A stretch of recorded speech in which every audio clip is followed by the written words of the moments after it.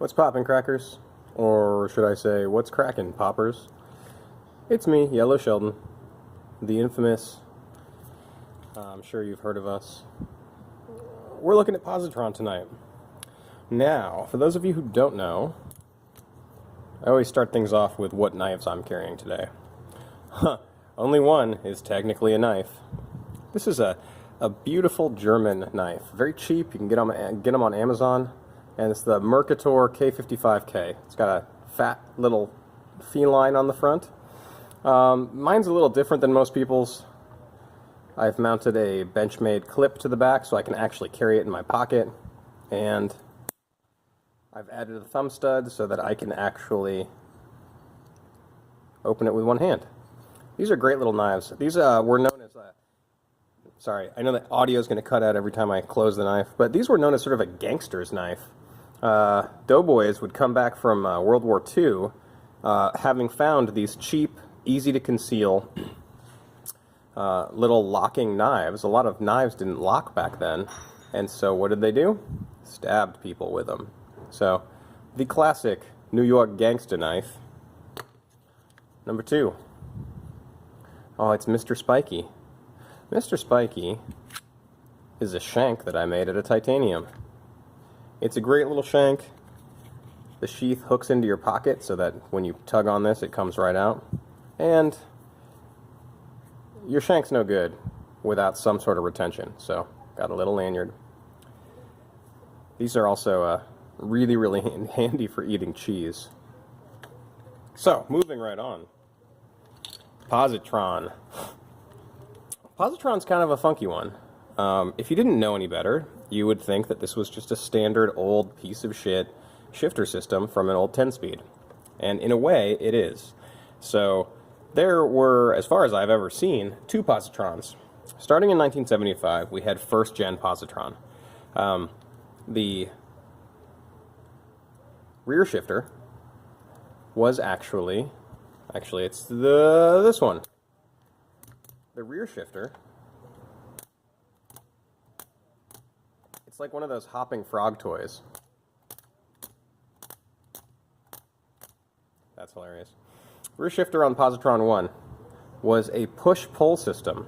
If you've ever seen a roll-off speed hub, which is the 14-speed internally geared hub, or the New Vinci, basically endless gear ratio hub, both of those use push-pull systems. So rather than having one cable to shift, what they have is a cable pulling and a cable pushing, or vice versa, at any given moment. So there's no springs in the assembly. What's happening is when you move the shifter up, this cable is pressing in and the other cable is pulling. So back, forth, back, forth. Actually, the derailleur video I did on rare and strange American-made derailleurs, the LMDS system from, oh my god, White Industries? Yeah, that also used push-pull for front and rear derailleurs. Positron.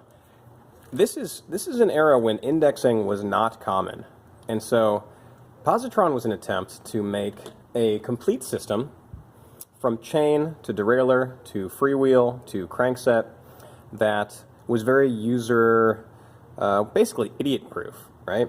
So, one click, one shift, Positron. Now, I'm not sure that it was the first ever indexing system, but I'm fairly certain it was the first one to see the masses, to reach mass appeal. Some strange little tidbits about these. Number 1. It doesn't use cable. It shifts with a solid piece of wire. You see that? So, up at the shifter, it mounts just like a traditional sort of shift cable. However, if you look closely, you'll see it is a big, thick, chunky piece of solid wire. Number 2, this doesn't index shit. This shifter is a big dummy. It might as well be friction.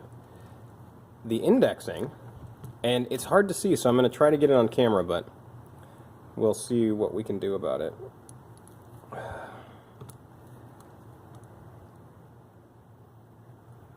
Here we go. Buenos notches. Do you see these notches here? So what this is inside of this tube, or inside of this small cylindrical object, there is a spring, and pushing out of that tube is a ball bearing. Can you see it peeking out there? So this works exactly like all of the other ball bearing inside of a cylinder systems. You'll see them basically in every industry. If you have something that needs to have multiple settings, you see this in guns, you see this in knives, you see this in heavy industry, you see this in cars. Basically, there are detents here represented by these little notches, and you cut them in such a way that there are set positions. 1, 2, 3, 4, 5, 6. Actually, this is Positron 2, so it's probably 6 speeds. 1, 2, 3, 4, 5. 5 speeds. Very strange. The FH is meant to be a 6-speed. Anyway, as you shift, or as you move the dial on anything that has a ball bearing detent, you will see that the ball bearing, can I get a picture?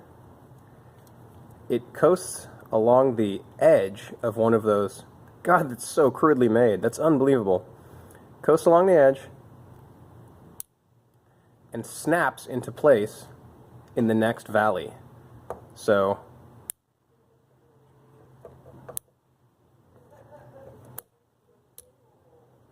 pretty cool, right? So we have indexing at the derailleur, not at the shifter.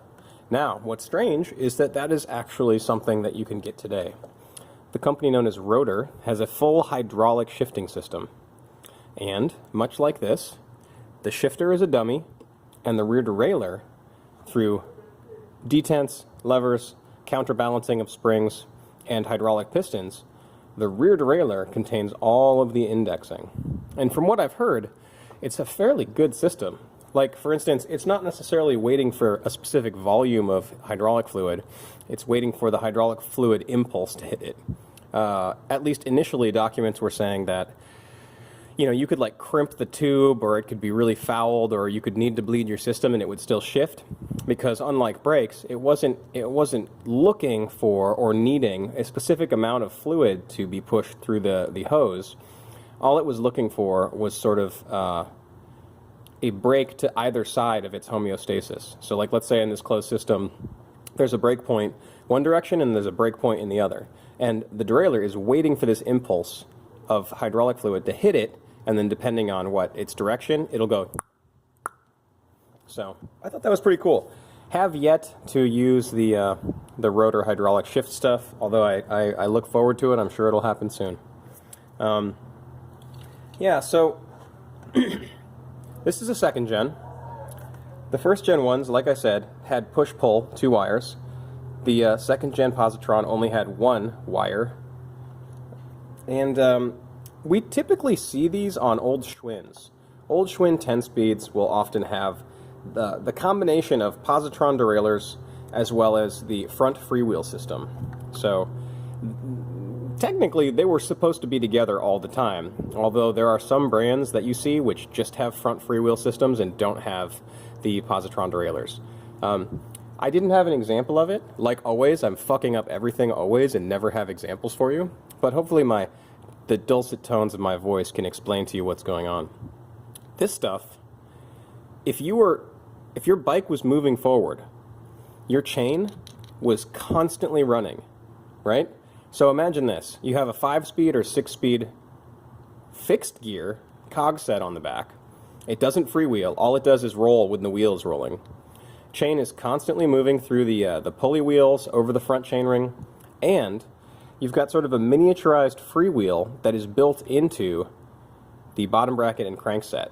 So your right crank arm, let's say you are coasting and your crank arm is down. The entire time your crank arm is not moving, the chainring, chain guard, and chain are just rotating. No matter what, they're rotating. And so it was really nice. You could shift through gears without pedaling. As long as your bike was moving forward, you could shift, and as long as the chain was moving through the derailleur, it would shift your chain. That's freaky deaky, and good luck finding replacement parts. I had someone who came in the other day with a broken front freewheel system bottom bracket, and we had nothing here. I mean, I had one left-hand cup, but nothing else. I found a lightly used set on eBay, but the price was too high and they didn't want to buy it, so we just did a total conversion and basically replaced bottom bracket, crank, freewheel, derailleurs, etc. Now, front freewheel is something you don't really see that much anymore. The last time I saw a modern front freewheel was on a trials bike. So apparently, and I'm no trials rider, but apparently, and also if you don't know what trials is, it's this. This is a log. I'm the guy on the trials bike. Hop, hop, hop, hop, doink, doink, doink, spin, doink. For a great reference, look up McCaskill. What is it, Danny McCaskill? My daughter loves it. He's an amazing trials rider, really. Beautiful to watch, like the ballet. So, it is advantageous for some trials riders to be able to shift no matter what their rear wheel is doing. Although, I think I've seen front freewheel single-speed systems on trials bikes. Anyway, regardless, they have a very compact and small cluster in the back. They have literally a BMX freewheel mounted to...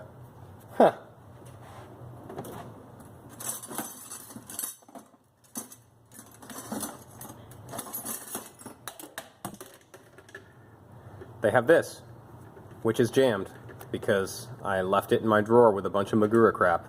But so they have a crank, which is threaded to accept a BMX freewheel, and instead of this one, where they've actually mounted chainring to it, it would just be just a chain driving the rear end.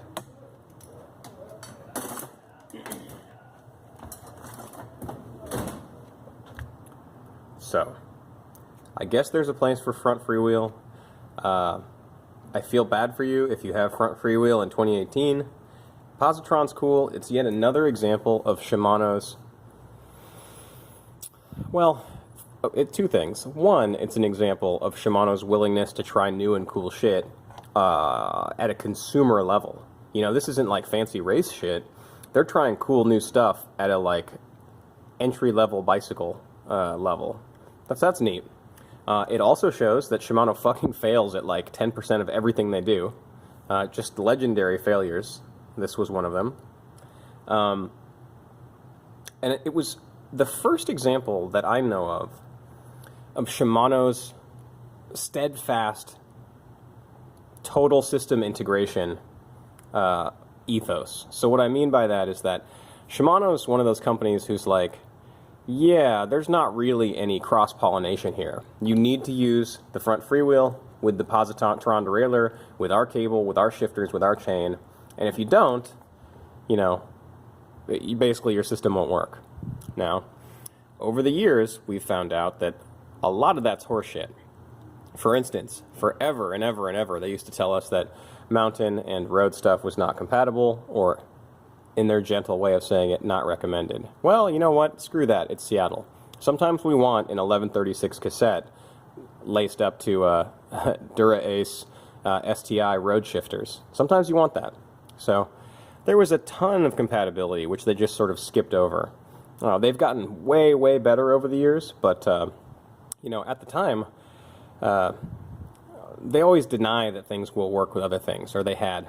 What's interesting about that is that there was a huge backlash from the cycling community. And we don't really think about it in these terms now because pretty much every bike company's stuff only works with their stuff, or at least that's what the manual says. But back in the days of friction shifting, back in the days when, you know, there wasn't total domination by 2 or 3 superpowers in the bike world, most cyclists would just pick and choose what they wanted. You might have a Suntour rear derailleur because it offered you the gear range you wanted. You might have a Campy front derailleur because it came off your old bike. You might have 2 different hubs, you might not. You basically were able to pick and choose, and everything would work together. It's one of the most beautiful things about classic bicycles is that, you know, basically unless the part is broken, everything talks nicely. You know, friction shifting and having standardized road brake cable pull, it's a beautiful thing. So, you know, coming out with Positron, Shimano was like, oh, hold up there, dog. How about you don't fuck with it and you just use everything that we produce, or else, like, we won't respect it, the warranty's void, and it won't work.